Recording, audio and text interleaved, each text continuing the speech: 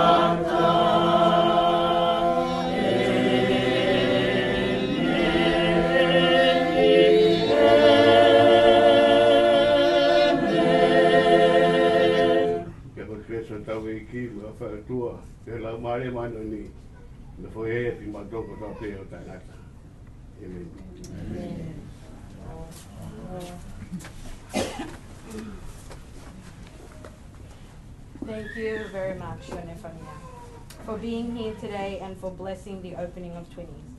We are very grateful. I would now like to call upon one of Twinnies' ambassadors to do the welcoming speech for us. Mahe Velkiso. Woo!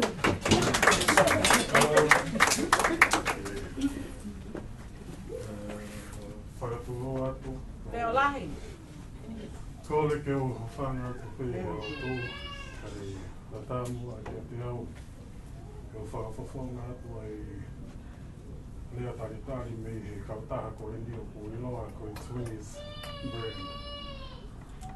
Ko e tāmua pe ko e misiona o i kautaha ko rendi ke write the word.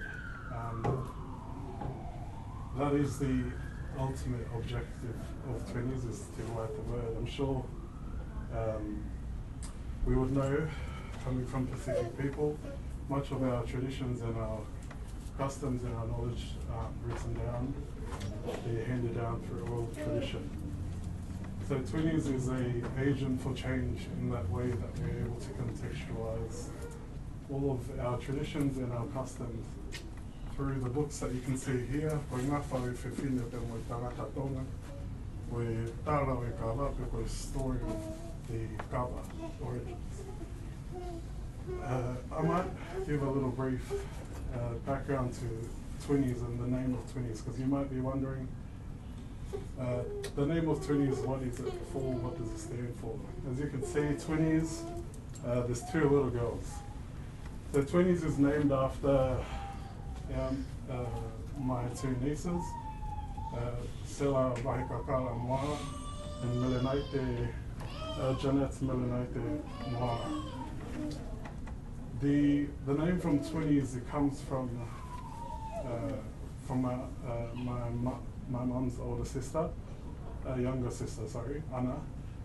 So Anna is the main owner-operator of Twinnies brand. And again, I guess the intention behind the name is that we're able to pass on the knowledge of everything that we held dear to us as Tongans, as well as Christians.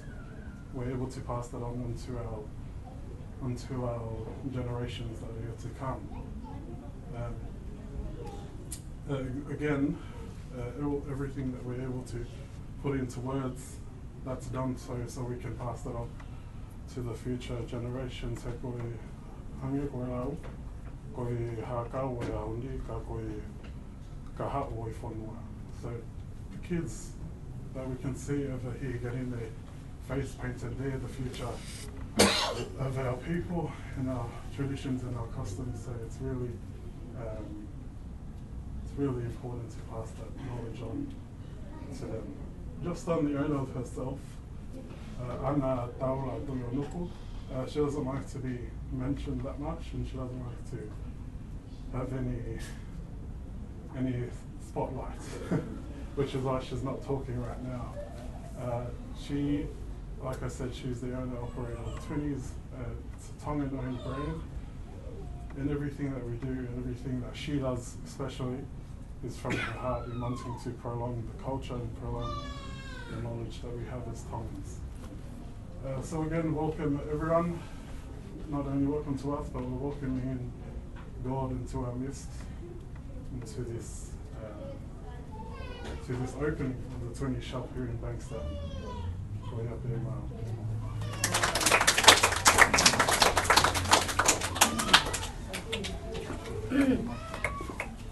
Thank you very much, Ambassador Mahe.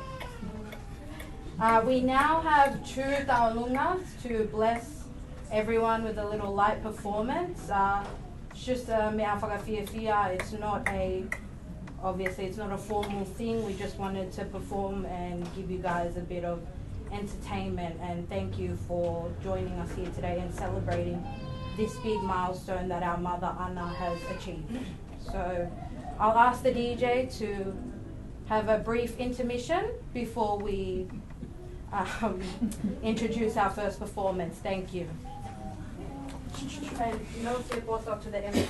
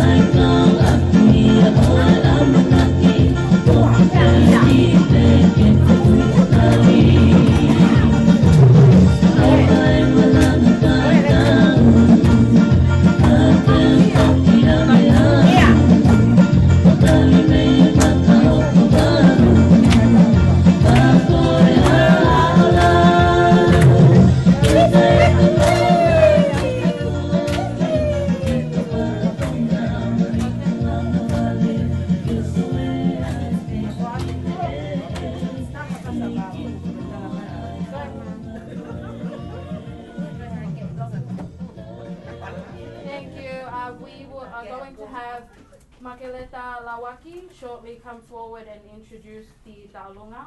I also wanted to mention that there is light refreshments, sandwiches, sweets, and drinks, I believe. So please help yourself at your own discretion. Thank you. I don't know what you mean by. I also wanted to mention that there is refreshment sandwiches. Kore ke o whakatapu ko ose no a whaki, kai ataki whakahoka te ki ta o luka ko e ni. Ko e ta wolunga ko ni, ko e ta wolunga ia, ai moko puna, whikaua o te maleti ko ne mama o atu. Aia ko lahi taha ia ana, mo ka tak whakamole mole nā pehe ko talai hanga mai, ka koe hui koe ngā aue e toko taha koe ni, koe ngā aue peke ki whanau koe ni.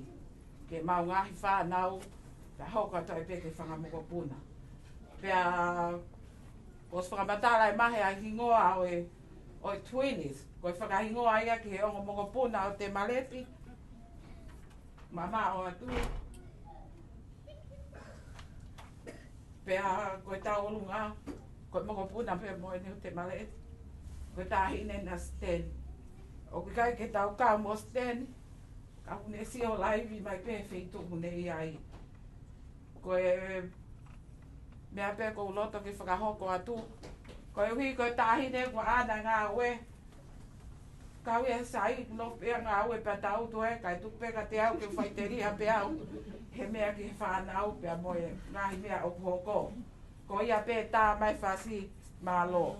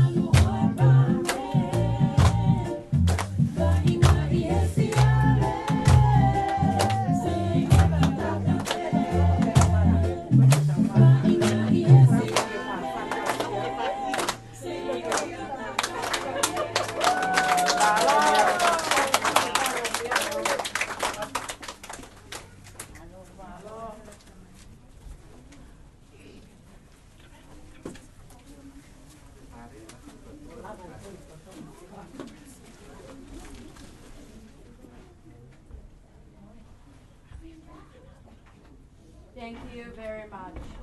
We're now going to move into, like I said, light refreshments. If everyone wants to help themselves and get some sandwiches, we also have a special sales on all our Twinnies stock today. There is 15% off all the items for today only, including the mats and the books and everything you can see. So if you'd like to browse and have a look at that while you're having some refreshment, that would be good.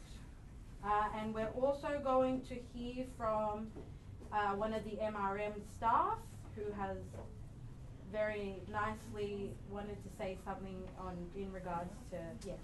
Thank you so much. Thank you, Sia.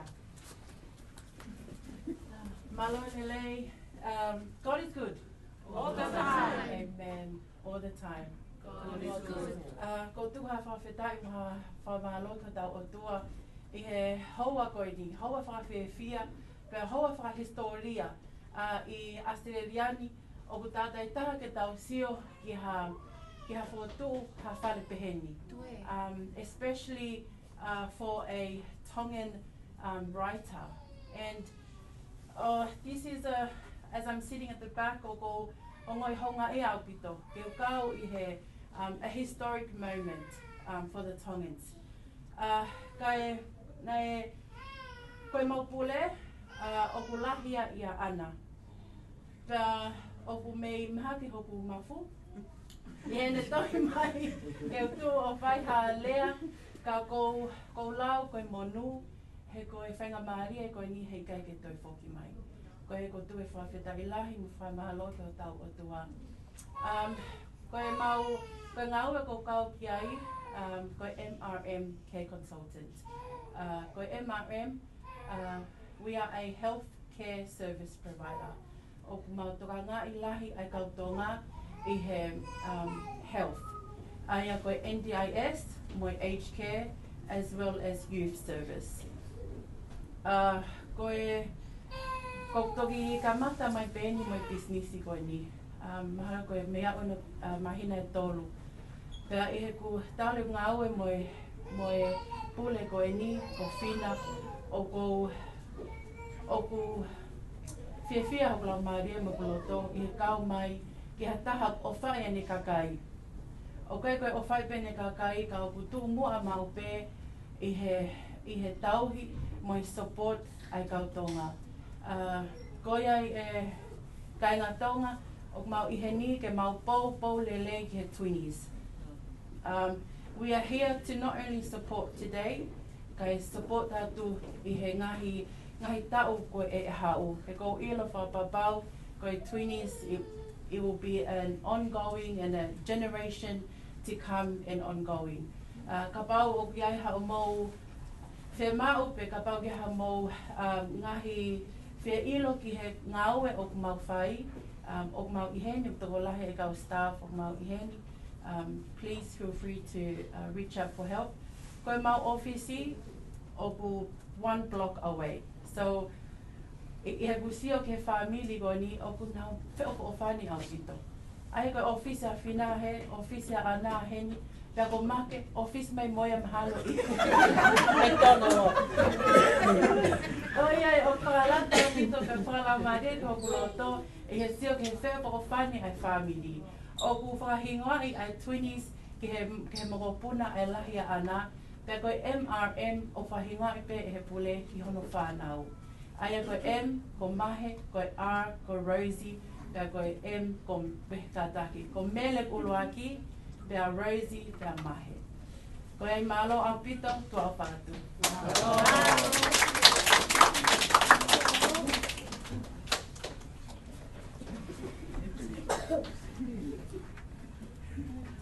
Thank you so much, Sia.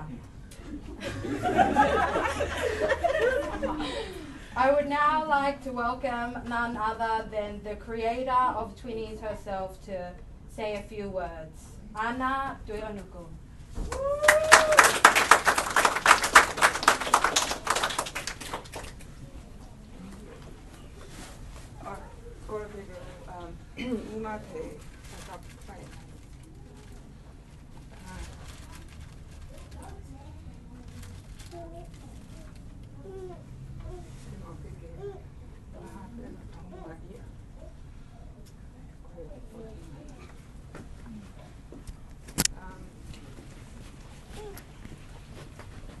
Thank you.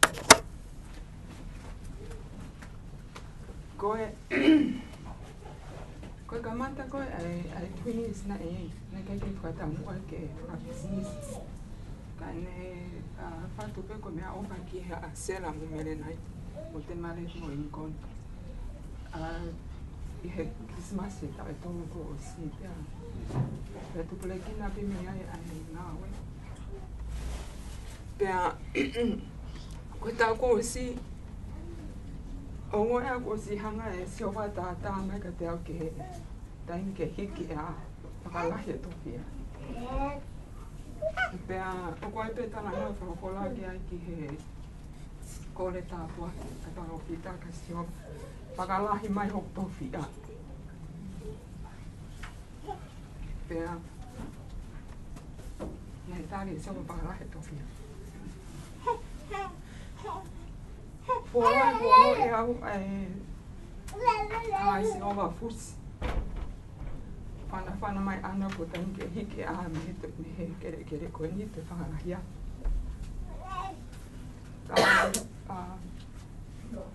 Ka o whakatua i pe. Kusi a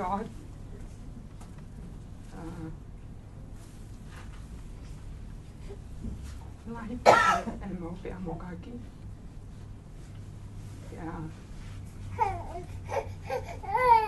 Loto si I hoku roto. Kana e was mahinu pe ka te au. O September, ki mua o September e hanga si hoka o mai ha kutu. And pea alo si o ke ki ongo whetu e ua. Tahana e maa mo hua pe ke unga mo I whakapaanga. Pea mo eni. Kana ke ku wau ke e ku ui whakapaanga pea. Pea o ahi pe. Ahi. Ta e loto pe loto si. Koe whakao ngongo pe ki he angi ai lau maha pe. Pea o lele atu ki he mauki me pene whai Brisbane pa o whoki mai ku tā mai e tēnia tana mai ka pau ko whe mau I pea tēnā o mai. Pau talang ko e ki se I te pe ko mau pea mai e vai e sai pe. Pea ko uhinga u whangatanga atu ko uhinga.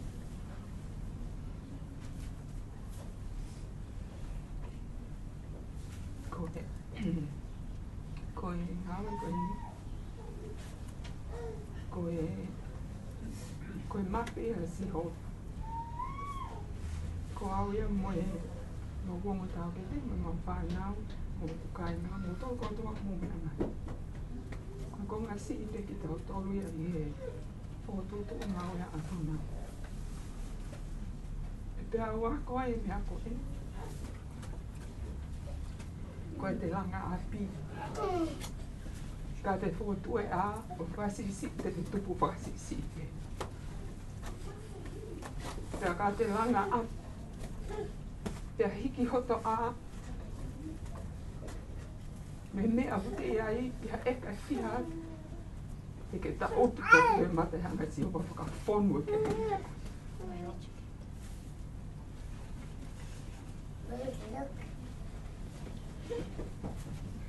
Ko tala roto ia ki he ki I whare ko ini.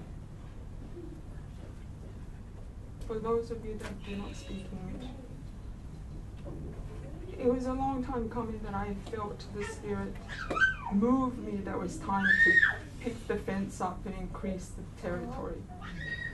It's not uncommon that the prophets often ask Jehovah to bless them to increase their territory. Whakalahi si Jehovah topia. And I lacked. Koe nea ke o mai ki iko, o se hoa e tolu. I thought to myself, Anna, what the hell are you doing? You know, was it mama?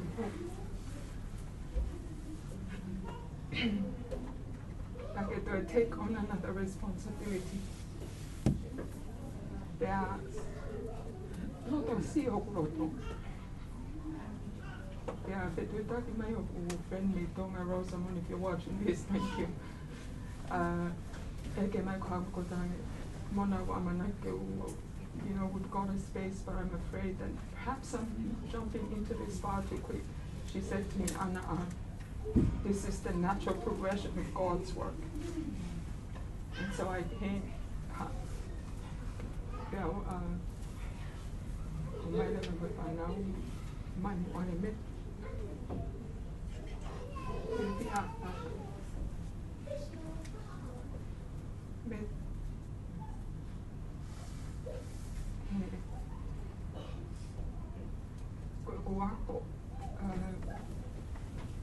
had 3 degrees. I studied as an international student in the Paangani.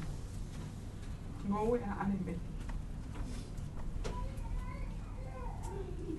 Te hofo umalo atu te ko.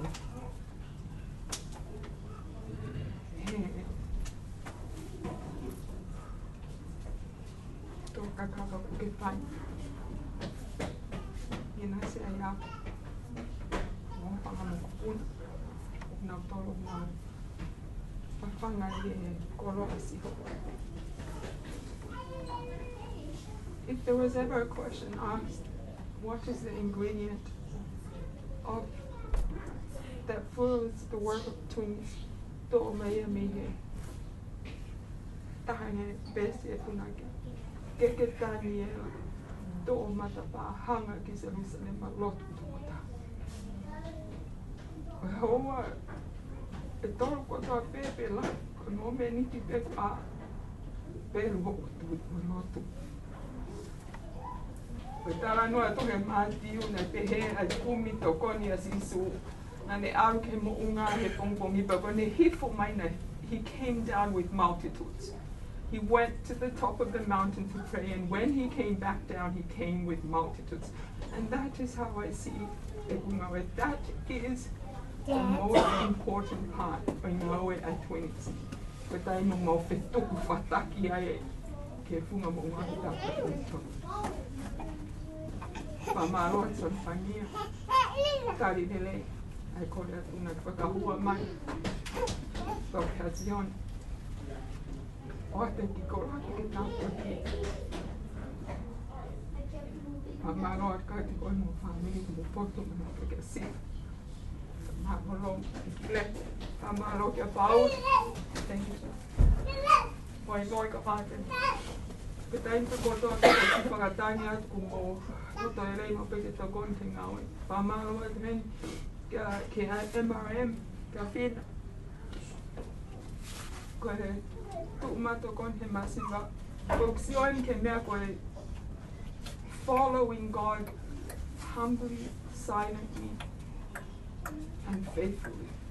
Koe ku hao koe ma oi whare, kei ke ia haise e nitia ke whakanaunaua ke whare. And then, ha oi ai hoktunga ane pe. Boss, Anna, what do you want? And so I told him, go get a language school. My office, the girls' office, and this. The next 2 days, everything that you see here could not go over, and I'll know nation, my. Well, Tarano Fagan, go hang e tala mo fua ke taata mai se ko time ke hiki effects pakala ke ta auto ko ke muika ke sio ka hanga sio vai a pakakato pakaformo e tofia ko te we me a ko to me akai signs fire and me hala ke mora aseni ko pakakala hia si opa ko fa malo ato na Afrika. Tingawe ak matoro koto. O fa malo ke te moto mo fa tau now I Twinnies online. Ye loto dele e pagala ma atu pe e ngawe. Mana tua hen. Most importantly, after God, kita hine princesi. Angelica, Latu, Your Royal Highness. roto ma'olalo, Afrita olalo, ke hoko e Twinnies, ko publisher. To the High Commissioner Curtis Tuihalangeni and your office for always supporting Twinnies in whatever event we have. Whamalo ke siasi was gana tau taina Tonga District Australia ke toke ka pule mataponua fotofi. Toki ko toka I mai ngawe. O mau fai, mo feinga mau fai. Lahi ai ngahi mea we get te mau fai correctly. The work is never perfect, but we are learning. Ke whakarele e ngawe. Ako whakarele ka matape a mauto, ko mea pai ai lotu. Ke tongpungi, ke whakarele ka mauto inside up, ke te hoka pito. Whamalo ho ngā kariston, si o mea mai. O motol ko toa usira wisi, tain ko tope ko tohi at wisi. Hau whatau e tohi milika, ka maa vale, mo e ka uroura maa munga.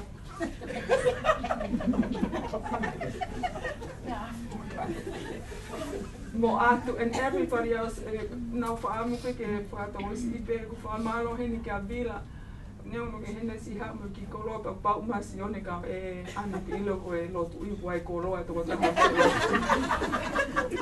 ko tangi san whamole molo ko ke hapu koroa ka koe uki si whakakato mai pe tau ke te vila o so mai ho ki koroa mo ki ko halanga o te one ostem hiki atu mo ki alu koia e toko atu hei e toi ngahe Christmas ko lea pe ko atu whamaro no tongi ko mo fotu mai ko ta ko hakia no tahani ko whaalea mau pe ko brand ko koe ke belong ia ki ata ke o mahanga ke whanau ko ia halele ki whakai e si hopa ho lau mai e o uia ke kau mai ki ta pe kina ko mo tolo si hopa tua o whai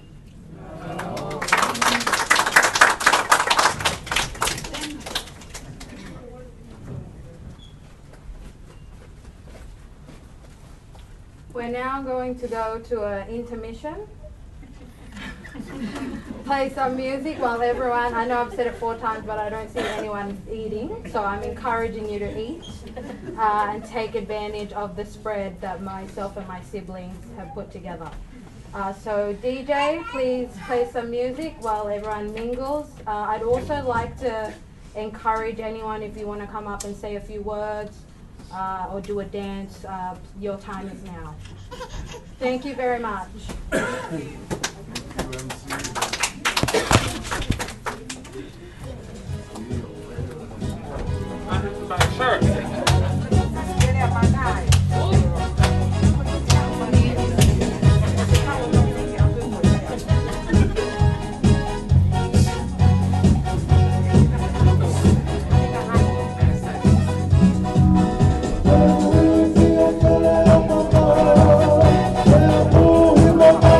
Oh,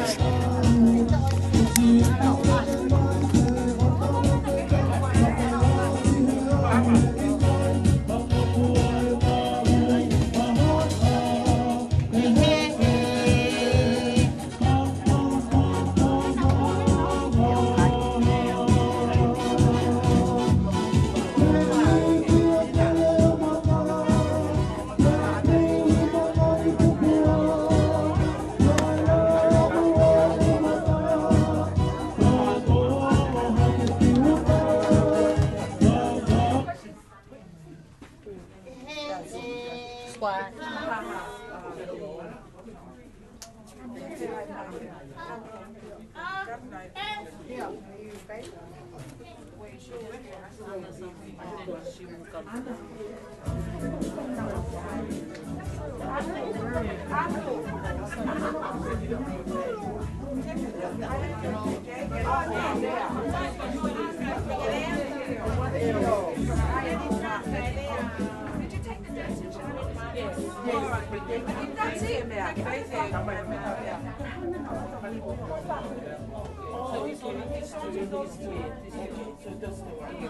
You can just pay by card or cash.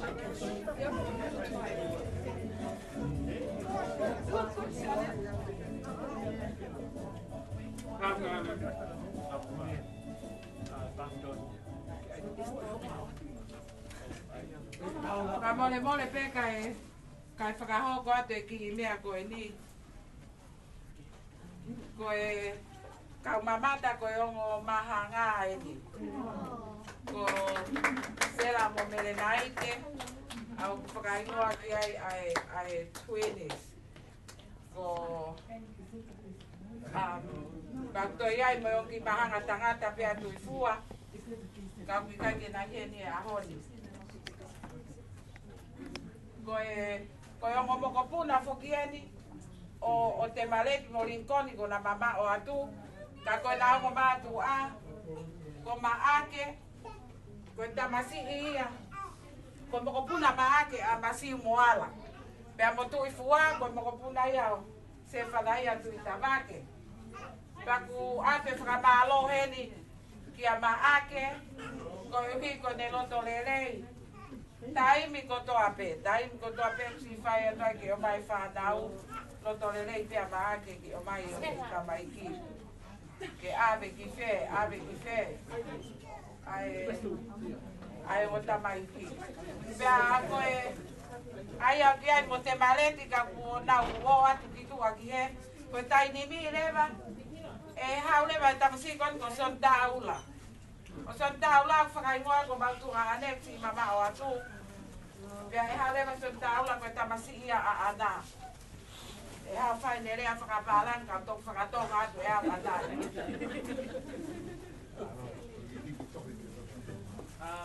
Hello everyone. I just want to give thanks to God first and foremost for bringing us all here today and for blessing us with this space. I want to thank all of you for coming out on a weekday. I know you guys probably had work or other things to do, but you made the time to be here. I just want to give a round of applause to Anna, as she was the founder of this brand and she made something out of nothing. So if we could just give her a hand.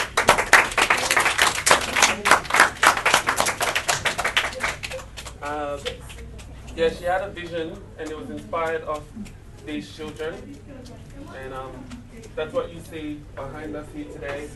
We are a representation of our culture. We are Tongan, we are brown, we are beautiful, and yeah, I just want to say thank you all so much for making the time to come here, and from the bottom of our heart we thank you. So, that's all from me. I also want to say thank you to MRM for catering today. I want to thank Paula for making the time to come here and record our family again. I want to say thank you to our MC, Heidi. Yes. Heidi is mixed with white, but she is the most Tongan woman I know.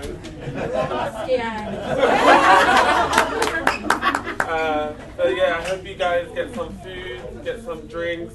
There's face paint there if you want to get some face paint. And I hope you guys enjoy yourselves. Look at the merchandise.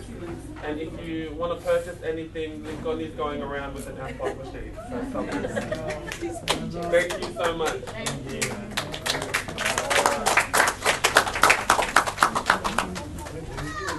We're going to continue with the music and let everyone eat. Yes. Yes. And if anyone wants to come and say a speech, the floor is yours. Thank you.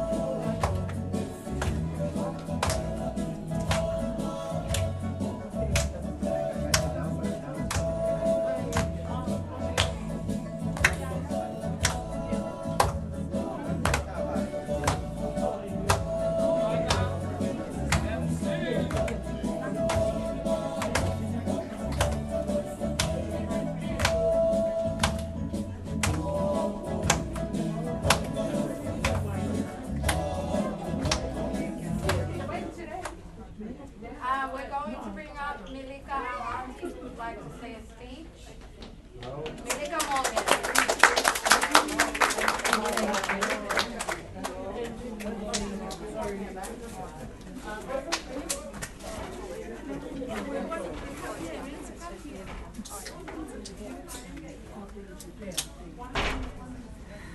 Kore ke ufanga e whatapuka e atamu au ke kau I he maalari o e whawhiwhia e ahu maho inga koe ni. Hange koe ana e lawe ki ai ngahi lea po tuku hoi a te au. Koe awhanga historia e pea o ku whaingataa ke te toi tangutu tae kau I he hakonga o e tāpua ke mau e ana pe te heki e Twinnies he ahoni. Muka more more pena ke ke ha hapalani ke kau e korokalama koe ni ka ku o ku whakapuna he mawhana. Aki pe e ku fie kau whakafofongai ai komiti ai Latu Community Australia Association. Koe hange koe o mulawe I koe ki whine motua koe ni uhoona ai kautaha koe ni a ana tau Latu ionu koe vautu. Pea o ko whakakaunga tāmaki I he community koe ni o ku whafofongai koe peungai ni pea moe tau kakato e fitu ai whingawe aki ai community koe ni pea moe kāinga me he maisi o ata me Latu. E senewhangia pea pehe kia alemeti. O ko tu he haua koe ni ke whakofunga I atu ai kaunga kōpō pea moe tala monu lahi ia ki mōtoro ai whaniri o ana te onuku. Whakofunga I atu ai Palestini o e komiti a Latu o pea pehe ki kāinga Latu ko toa te o ku whakoutua I Australia ni o ku lawei o ku nau mamata mai pehe o pe ku nau kaunga whiewhia I he lava mea ai ki whanau koe ni. O ku whakafunga I atu ai tā monu pea me Esteri ki Tavuki pea ku I heni whako ko ngā kau pataha hen pea moi tokon Palestini si o sipa whinau pea mokono hoa loloma whinau pea pehe ki ia sione pea pehe ki a loket mo vāreti o ku mau tau kaunga whiewhia ana I kai puri pea ku lawei ai ngahi lea ko tō mea te koe ahoni koe ngahi a konaki o ku tō mei he poto kia ki mau tolu o ku mau whie poto. Lawe pe ki ai po pola ia kono ai malangai o ku hao tō mai me he fofonga o eiki he ne whakaha ki kāinga o pi pai lau ke tohi a Paula na kia mau he eiki ke malangai ai me au kone tutuuni mai mo ni kia mau ki tau tolu kakai kia ki tau tolu kakai o kakai ke mau poto ana malo o ku hoko o ilo kia moe tapua moe ngā ue ku ke whai koe sipi ngai ka ki mau tolu ke mau mui mui a Neongo lere mai aku he haua koe ni ko whaku haua mo mau kau ngā ue hangi koe nei lawe ki ai asia e kau ngā ue koe nei MRN ka ko sio takai molo tu pe mo ke si kawa te komito na vātu e ka pōpore ka ki mōtoro kai ngā vātu ko tau kau ngā whiewhia he ahoni ko toko taha ko tau ngā whānau ue lava mea I sene ka ko hai e tai whiewhia Malo ngā we lahi ana kia malo ana me te taui ko wha malo ka ki mōtoro ko toa whakaua te ofa ka iai pēha whakatangi atu ke toi whakata reunion a Latu pēha mō ka Paula Moimoi ka tawha Moimoi o lava nge pē o hiki e koe ka ina whiewhia e ni o kulea ake taimi u whelai a Latu ko ne whela peko a Latu whiewhia ka toa mamani tua o whaki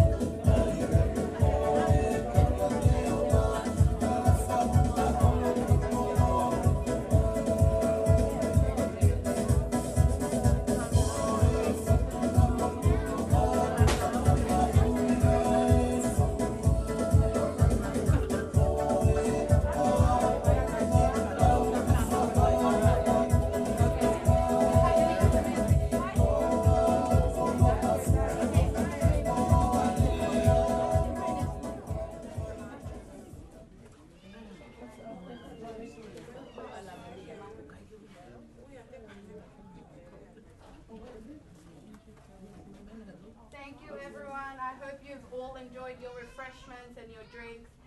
We're going to hear now a speech from the oldest of the Twinnies sisters, Demaleti Daula Moala. This is Tufua's oldest daughter, and she's named after our oldest mother who has passed away. So Dema would just like to say a few words on behalf of Twinnies. Hi, my name is Demaleti Moala, and on behalf of Twinnies, I would like to thank you all for coming. God bless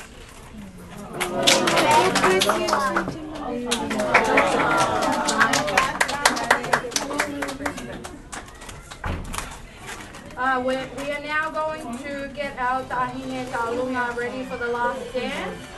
Kutui Loaki, make yourself known to the front. Thank you. DJ, music. What's doing?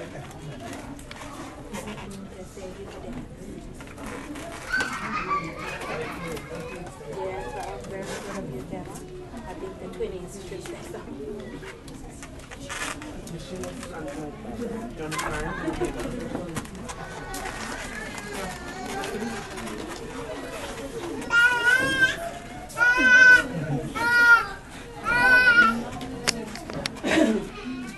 Ta'alunga ko ini, ta'alunga kafia pia, ta'alunga fotui. Ko fotui, ko tahine ya aku. Ko yang ngawe ofisi ko ibuka.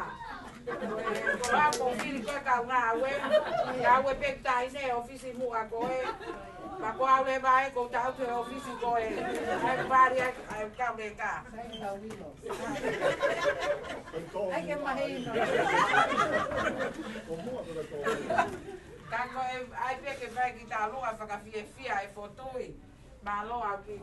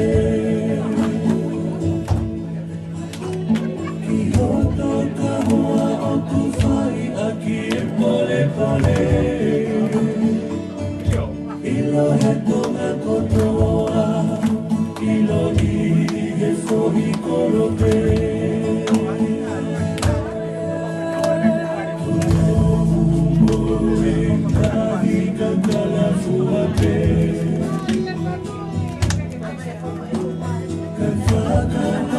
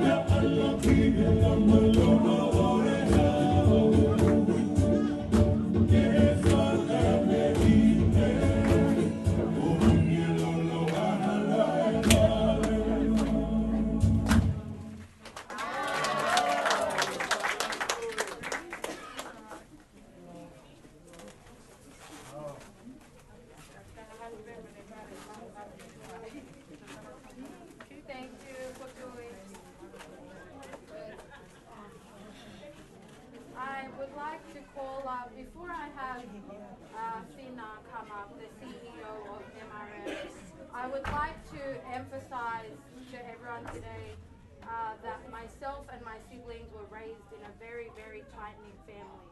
That being that the four sisters, Demaleti, Makeleta, Fina, and Anna and their brother Sione, raised us all under one home, and we were all raised as one. And to see the accomplishments that each and every one of them have achieved today is something that is nothing small of a milestone.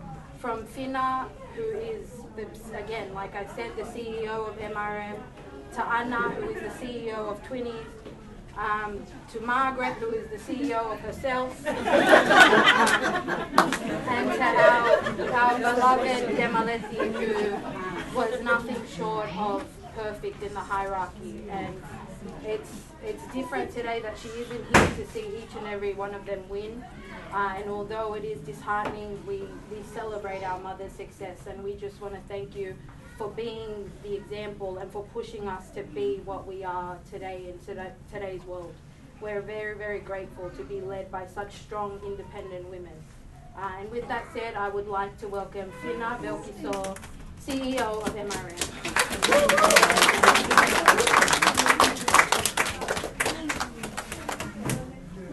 shy.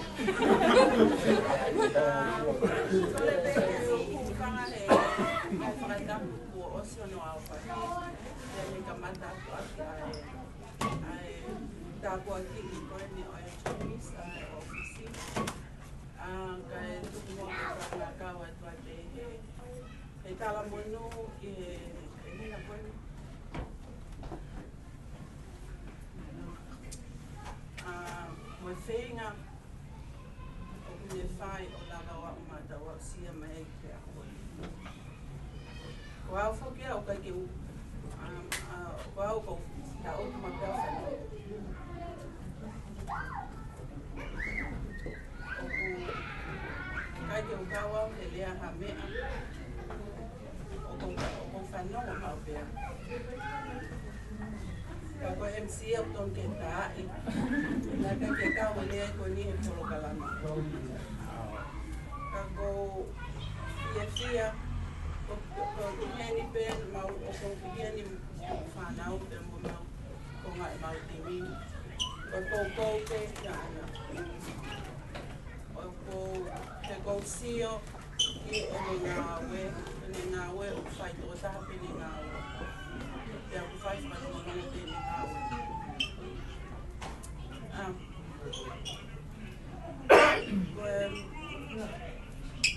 Ko mau ki aina lava ke haiti ko mau ki family tonga pe he kai ka ki ni o mau fu private au pito e wa ka me ko mau ko mau ki lo to fane o ko o sila be ipe o ko makeleta ilo to ko especially a television. So we lo he to ta to makeleta ka o ala ku o ka tape mo ana we both like to sit and listen. Ya ko tu ko anga ito mahawinga pito ke ang taha ko niya ng family. Kaya mahawinga pito ke ang taha ko sa upo kami. Ana kaya hani o ate kalamuno kaya di ko now ya pinyo ki family kasone ya mele roisi mamahe muhulu evo que la ventale ka ai tala munu ki ate ko e feinga ko fai ke ka bea e ki feinga fai e a ka ke te hatala ai o pe family be e ki feinga ko fai tau mata dona e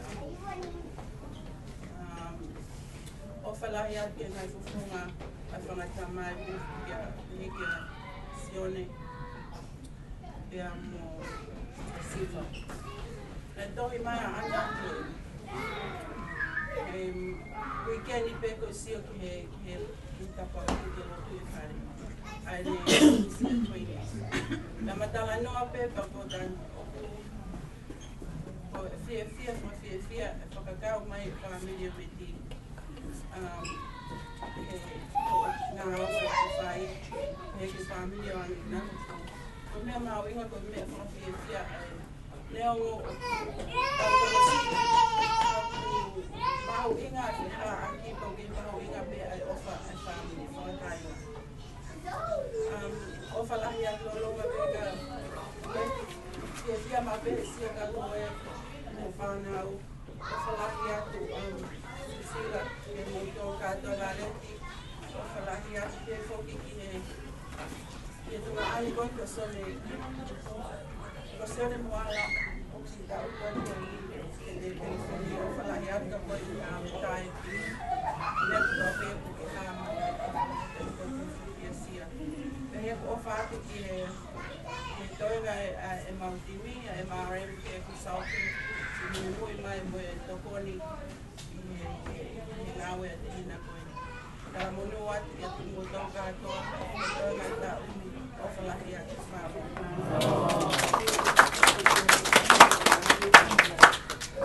Thank you, Sena Belkiso. We will now hear from none other than the Twinnies themselves, the inspiration from Twinnies, and they would just like to give everyone a short little message. Thank you everyone for coming. God bless.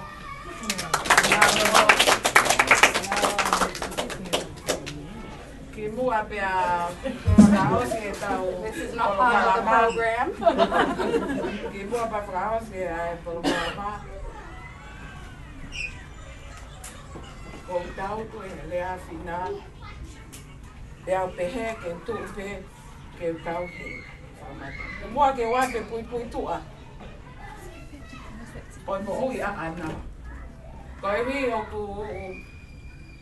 Lahe kakai koe ke nau ilo nau tolu. Koe ngā au he Twinnies ko ana. Pea koe tala noa koe ni koe hi koe u puk lounge ai princesi. Ai whai e ana, nei kai ki alua ana ko au mo mahe na mau ki Hawaii. Pea au alu mo mahe ki Amerika. Pea mau ki New Zealand. Aia koe pui tu aia ngā ue a ana. Ko au mo mahe o ku mao ko Moimoi folau e tahi ne princesi. Tue. Ihe mawo mo to ape o whakatau ai tohi. Ka ko fie tu ke o atu pui tu ai mo o ia ana. Ko te mataha ko e ni o pikai ke ni mo ui le rei. E tai nai Hawaii a ana ki Australiani o whakaosi ane a koa kei mo ue mau whine eiki. Nai puk e tō tāko i. Koe tāu koe nai puk e ai ana koe tāu e tolu nai koe tāu e wha. Koe tāu ia nai whakalava e matai tohi o ana. E tāu koe nai puk e ai.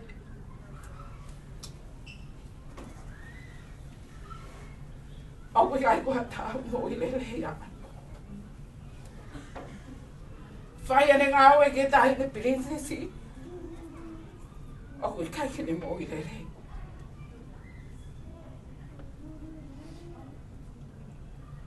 Ka huloto laia.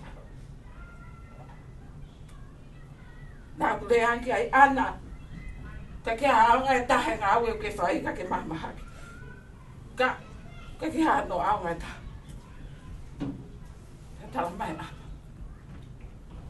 Ko haa mea e whai. Ko whakaam te toi omi e ki. Haiwi o lahi. E toi whakalahi mai mea ko ilo ki ai.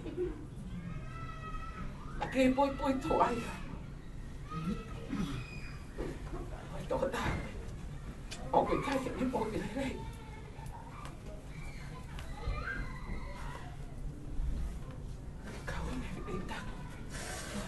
Whai ene ngā.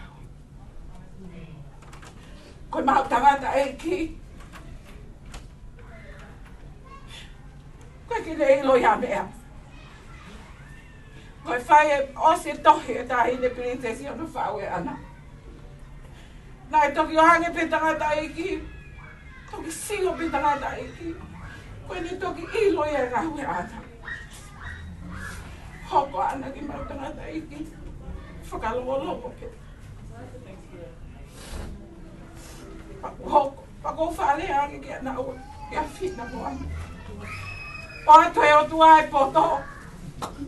Pea moi ngā were rei ki a moa. Ka mo mana tu i mau pe. O mehe o tua koa kou lahi. Pea ko e kulea ko toa pe. Loto mo tae loto. Whakalongologo pe o whai. Ko ka tak whakamole la pehe ko te haia ka mai. Ka kou loto ke o ate pui tu a ana. Pea ni oku osi oku iwi oku ia lele ono ia naua na ngai ngā wepe ki nā totongi au. Ka kou ilo au totongi e si hova ia. Ke lahi oku iwi oku. Ihe ngā ue oku whai. Whakamole oku kai ko talai hanga mai. Ke upole he ngā ue oku whai. E whina i he whenga whai. Ko e whenga o whai. Ka koe ui ko si o ki a ana. Whenga tuko taha pia ana. whakamalo lahi atu ka koe ai. Ko tui ana, ka pau, e toi mau hao hoa, ko tui au te ke mo ui lele, ko e toi lahi ake ngā ue. O kua toi tala monungu me a te au mo ki whanau koe nā tui fua, ki ngā ue o whai. Whakatau ake ke tau mātuka te aho ni, u tau whonu pege lau maarie, oi o whau atu whakamalo ke soni whangia. Ko soni whangia a whoko ia nani whakaingoa au. Pea nai raki whaere i au, nai whakaingoa au e soni whangia ko keirini. Pea nai ai toko taha ia i vātuu, nai ai toko taha i vātuu, nai whaere whataha ki maua pea whakaingoa ai ko keirini. Pea toi ririu lewa e sione o kuingoa ui ko mākua. Pea whakahingoa ai pea ne toi ui au ko makereta. Ka ko au ko whakahingoa au e sione. Ka ko hoko pea au ka sione. Tangata loto lelei a sione. Tangata au maari e lelei a sione. Whakamaalofo ke a sifa. Ko e ui ko e lava mai. Ko sifa mololo maa. Ko na ua e mea ko toa peho mau ki whamiri. O ate whakamalo heni. Kia soni whatai ko ia whakafofonga me whamiri mau whae. Lava mai whakafofongai o kaki heni a taha e whamiri mau whae. Pea ku ate whakamalo atu ke hoa Paula Moimoi. Malo a pito lava mai whai mari o i kau e kau wātu u. Ko tui pete mō mai kete kau iai e ke mai e kau wātu u e wike kau. O whalai atu ka te mōtolu, le vai malanga ka tau atu. We'll now hear from our auntie Calistoni Tui Tabako.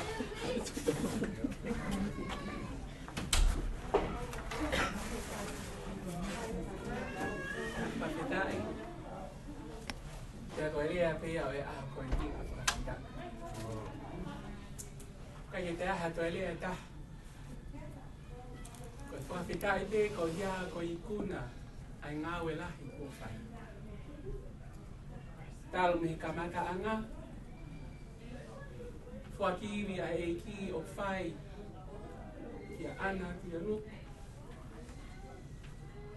Whaki ai e poto. Whaki ai e ngahi tare riti ko toa pe. Ta ko maari e ia i he lea ai taki, ai toko taha o ona, ai aho koe ni. Ko ne whawhetai, ko hia koe eki. O koutu atu, ko ngā, o whawhawhonga atu, ai ongo ki mahanga koe ni. Ai a o ku hui ki naua koe ongo Twinnies. Ko whanonga peke he hingoa. Ko hingoa e mahanga taha. Ko sela. Ko hingoa e mahanga taha. Ko melenai. Ka ko saia ma peawia ke uia mo ai whangamurupuda tui fua. Ko te maleti. Tui tawake. Sunia mafle o moara. Ko hingoa ko mahanga ko ni, ko sela, tui tawake, suria mafle o moala. Pea mo melenaite, tui tawake, suria mafle o moala. Ka taki pe na pehe, oku te keha. Ka ko whakamaloa ke hongo Twinnie. O kai pe ule e ngā tō whakamalo ka ana. Whawhita. Ka ko whakamalo a ki hongo mahanga. Ko ina whakatō ki lalo. Kai whakahingoa. Ai tohi. Mo i kautaha ko ni e te knaua. Ko whakamalo atu ki whaamiria ana. Ki tangata eiki, ki arime. Paha i e familia ana he whae. Pea moi tamai.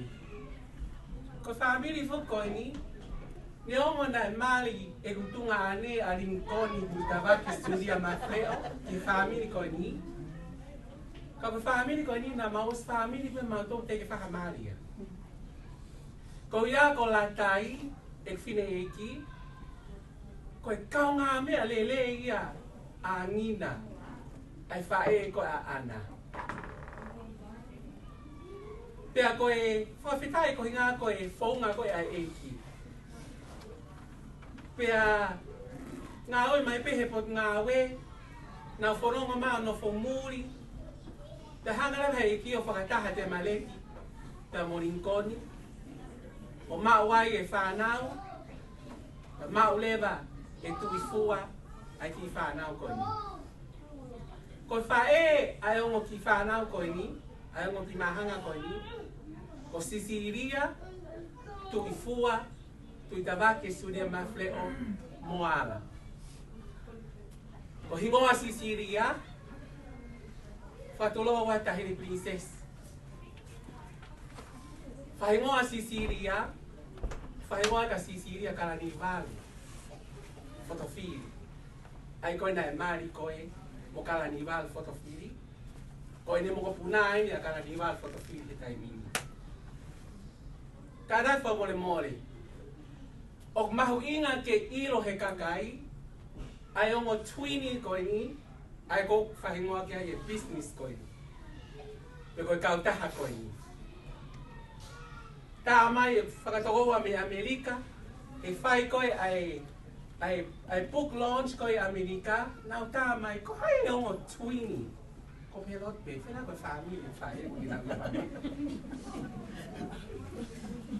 Ko pea ke koe ongo Twinnies, koe ongo moko puna ia, a se whanaia e mo latai.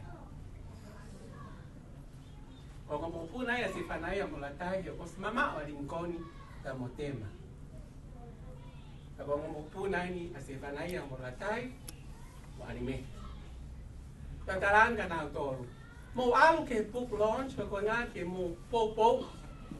Kai ki ngā tape, ko ngā koe ngā aue a ana.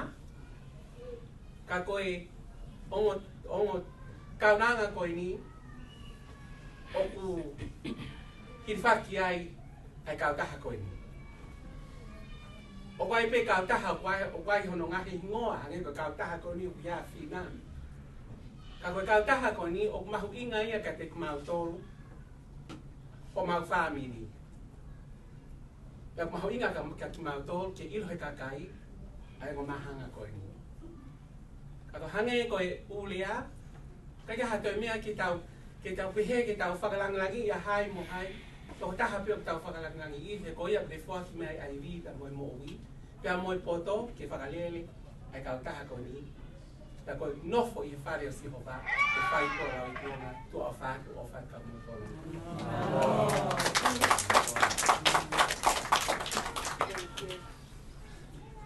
We'll now welcome Sifa to say our closing prayer, if you will. Thank you, Sifa.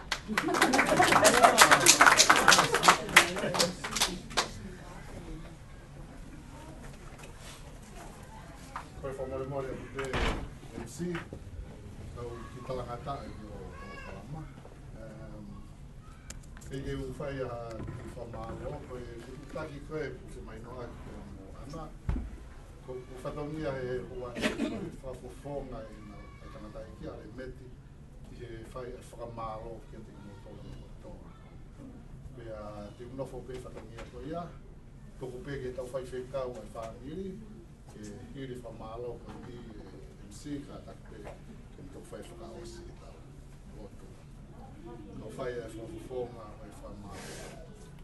Kore ke u whatapu ki a whia tua i tau tonga. Whatapu atu ka stoni i tawaki. Whanau mo e whakarapuna au eiki. Whatapu atu whoki ki a te ngotoro ku mea mai e au pe. Kai ataki a te au ke u whafonga tupuanga o ana tui ono ku ai whamalo ki a te ngoto ono kotoa i he ahu. Lakpe whamalo, kau whamalo ki e otua e whalao ana tula, o mea a whaafofa pehen, o moko ea, e tau whakatahataha fia mai ke whakailonga e maka maire e aho koe. Whawhawhonga ene whamalo ki he na mai koeni, se na whangia inau i he tataki o e hoa lote aho ni. Pea hiri e lotu e aho ni, ka anō mau pakete, Whewhe ho sio ki e lotu e aho ni, whawhaofa. Ka koe whakawhaofa koe aho ni e te whakewhito i hei lere koe te business i e mai whaimahina. Ka pau e fua lere e lotu, whawhaofa e lere a business. Ka pau pēha ki ta mere kau ngāwe koe ni Twinnies brand, tau te whataha mai te whahano lotu. Ka neo mo ia, ka whakahua pē. Ka wātua e whonga mea ana, e whakamaro lahi ka te koesioni. Taki tau tau e hoa lotu koe ni neongo kai kia tau mea ma o whamiri ka we tau matai koroa e lotu whawhitai mo ke whataki e whai a mata koki e koroa ka me ngāwe nā o anu koe ni o whai e wha whamaloa ki MC i he tataki e pokalama whawhai a honi koe MC whokai ni hange koe ngahi laurea mo tau whanau ki ai o ngā tonga, o ngā pālangi ya na mo ki fatongia fa family fo Moimoi na malere kia na MC la tomo tangu ko ya fa no ata no talaki mai ki fatongia fa family fa ta longa family ya hai so ko ita ta family ki fa ko ta ta malere wa MC sai o bi assim o fe fa que foi morto tu ia ka ko kai no MC mai no mau ki mau hanga no konga tonga e konga Paula. Leo ngoi a whawhiawhia wito hai. O kei pore mo lau kau i he runga whakatonga. Ia neo mo usai tuko ki hau ki o whae. Whawhiawhia o tokoni o ta whaaki i ngau i ko whae. Ana ka me toina ka ngau i kaya Twinnie o tau māta i whamau atu i he ngau i lai whae. Pate ne whamalo ki he family o angina, tol mo lava mai o tuwe fo mo fimo i kina, ka mo mea mai te tau o ngā whakonga i whakata. Ai, maolari o ngāwe lahi koe ni mo tau ake o ngā. Whawhonga, e mea te whamalo ki tol. E mai poupou toa pē mo kuta whaaki o poupou i e rea moi ngā ue. I ngā ue ki o taki ana koe na whanau tau mātai. Malo e meti ave tu que ne fortuna tarivata que toi na família a fia da fata mai sim ne pare o ate ai fa malo que tu to poupo como vamos máquina no fai que ngau ka mata ya fa malo ate ni ka ngau to ai ka nga me e ma que a mahuinga pito poupo Fina, pouco firma ia e Twinnie, firma koe o te pouco lea pe. Pouco whapanga mai ta tonga te ren koe ni ta na taun. Tawa apu ate me koe ia ta lava lele rei ta ngā ue whawhi mo lava mai anio. Whahai au me pouco, ki ngā ue ku whai, watu ai e whamalo ke te ngātou, ki ngāhi pouco ta pe mo whai a honi mo te waki ngā ue koe. Ate whamalo whakeni ka Paula Moimoi, ki rieni he ngāwe lahi kuma whai.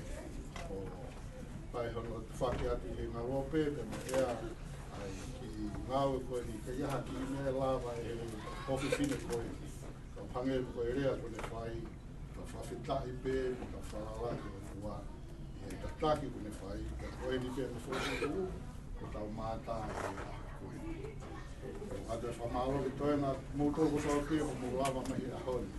E kia mea e mo ua i whare e me pi o taitai o mūtou. Ka koe whawhitai pia ka me whamalo ki te mūtou whatoa. I he mo poupou mai, ka me manatofa mai, i ngāwe koe ni e whakahopo e ana, ka me whanau i a koe. Whaos pia whamalo ki te koe ana, we're so proud of you, Anna, today. Hange pe ahoni, it's a dream come true. O mission accomplishments. Where Opiana, the commitment and the sacrifice, and the time you spend to cleanse this mission. We show it today in your own God. And we totally agree with what you said. We have to trust people. That's a phone that from our fear. Ha, Popo, Maria, and all five, the phone that we do. Tau for a taha. Malai, from our category, the other talk. Kalau se fai, no tani, om no tariniti, mo mama, ko kata mai, fai ko no piki o tau, nga fa fonua, nge ko tau mo, kini be poke, mo pa ko atu mai. Tau nga fa tonga, tau nga fa fonua, tohi, ha no nga o fai ai, tau hia, e fai ko. Yeah, for the farmer, get him for you. My dollar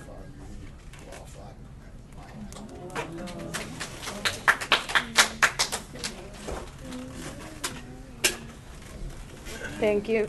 See if I can have to eat right.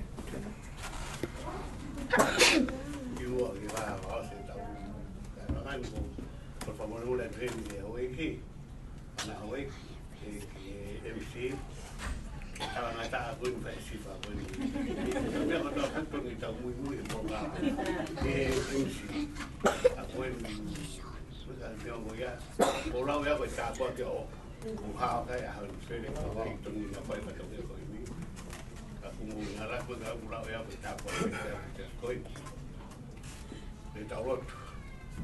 Itu macam mau siapa ni, mau siapa ngau mau ngah koi.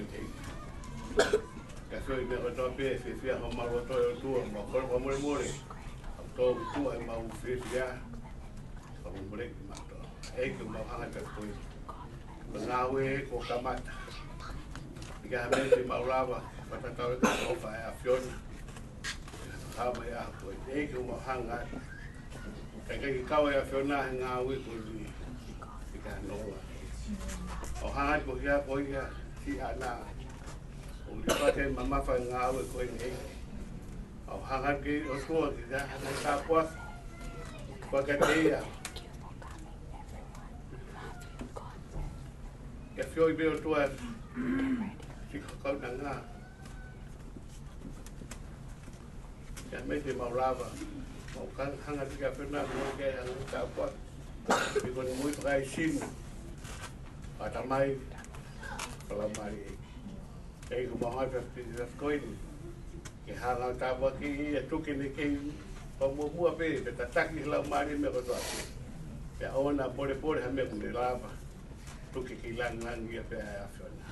Kaya kumaha nga ko ka ko to pe. Ngumaha nga pe ki family ko to pe, mo sa koin. Tawa ki howe ki mo ko to pe.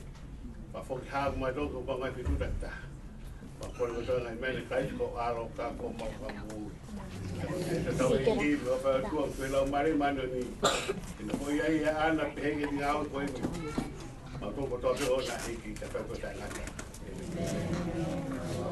Thank you. We just want to thank everyone again for taking the time and coming. We know everyone has busy lives and making the sacrifice to be here and celebrate this milestone with us it means a lot to our family.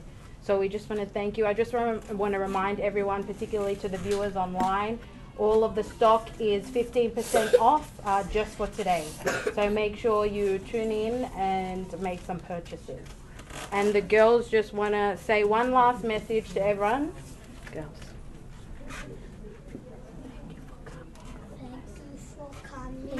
Thank you for coming. God bless you. Thank you. Everyone get home safe.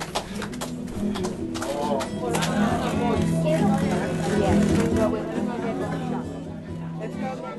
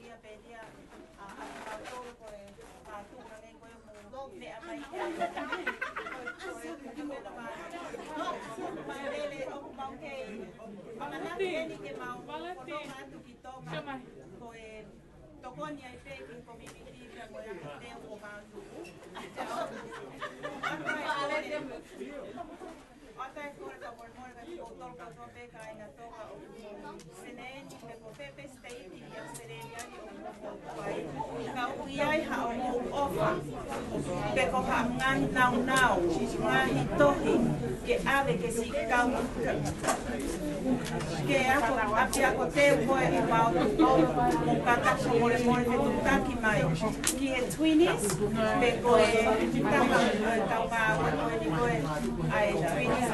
MRM, que maulama, que maulama furori, tamai ngang sea, pe pile pe amoi tori.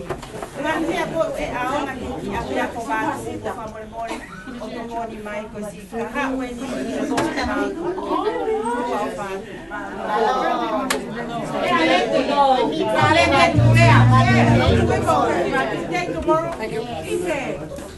Thank you.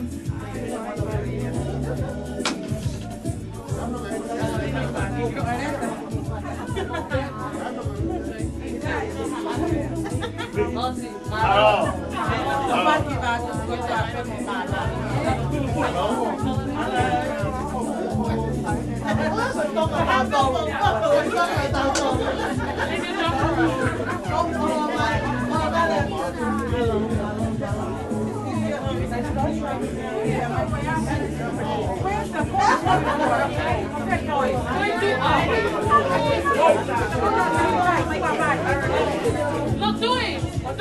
Get the boy. Good boy.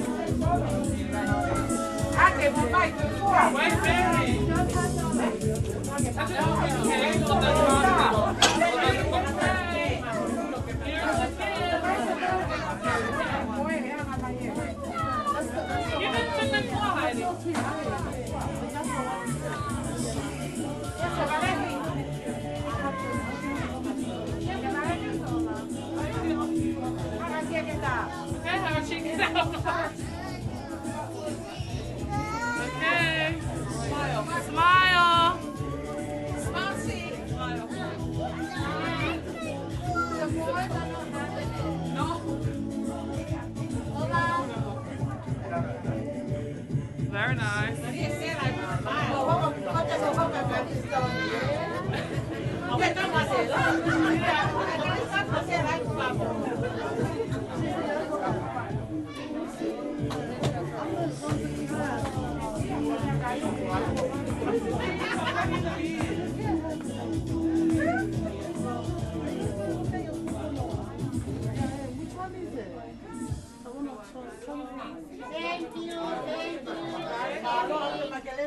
Malo, Ralphie, want to go?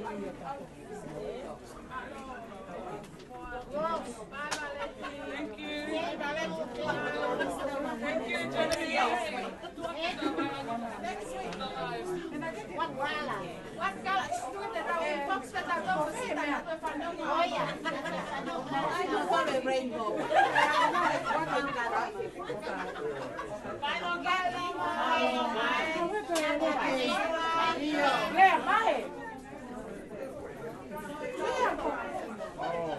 Ai ngoi mea vai ani nai mea ko ya.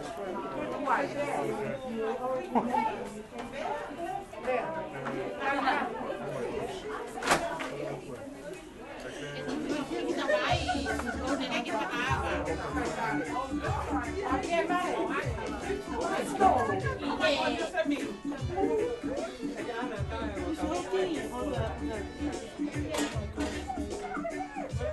Oh, just leave it, guys.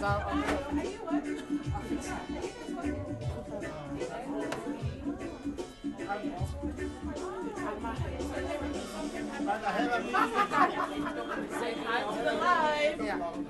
Can I say hi?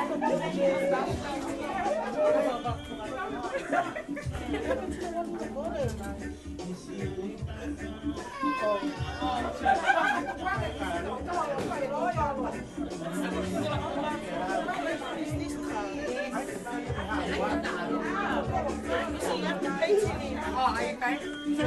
Yeah, I'll take a picture. Thank you.